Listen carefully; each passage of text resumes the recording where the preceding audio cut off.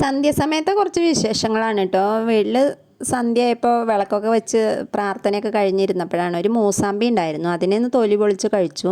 നന്നായി പഴുത്തിട്ടൊന്നുമില്ല, എന്നാലും അത്യാവശ്യം മധുരമൊക്കെ ഉണ്ടായിരുന്നു. അങ്ങനെ ഇരുന്നപ്പോഴാണ് ഭയങ്കര കൊതുക് ശല്യം. അപ്പോൾ കൊതുക് തിരിയാണ് കൊതുക് ശല്യം ഉണ്ടാവുമ്പോൾ കത്തിക്കൽ. കൊതുക് തിരി എടുത്ത് നോക്കുമ്പോൾ കവറിലൊന്നുമില്ല, എല്ലാം കഴിഞ്ഞിരിക്കുകയാണ്.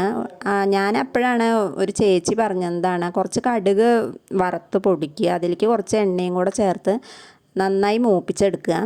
പിന്നെ ഒരു ചെറിയ വീട്ടിൽ എന്താ ചന്ദനത്തിരിയാണുള്ളത് വെച്ചാൽ ആ ഒരു ചന്ദനത്തിരി പൊടിച്ച് ഒരു ചെറിയൊരു പാത്രത്തിൽ ചിരാതോ തിരിയിട്ട് കത്തിക്കാൻ പറ്റുന്ന ഒരു പാത്രം എടുക്കുക. അത് ചിരാതാവുമ്പോൾ കുറച്ചും കൂടെ നല്ലതാണ്.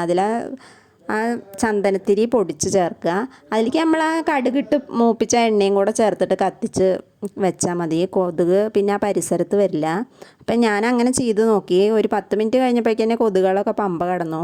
അപ്പം നിങ്ങൾക്കും ഇതുപോലെയൊക്കെ ചെയ്ത് നോക്കാൻ താല്പര്യം ഉണ്ടെങ്കിൽ ചെയ്തോളൂ കേട്ടോ. കൊതുക് തിരി കത്തിക്കണേക്കാളും ഒരുപാട് നല്ലതാണ്. അപ്പോൾ വീഡിയോ ഇഷ്ടപ്പെട്ടെങ്കിൽ സപ്പോർട്ട് ചെയ്യണേ.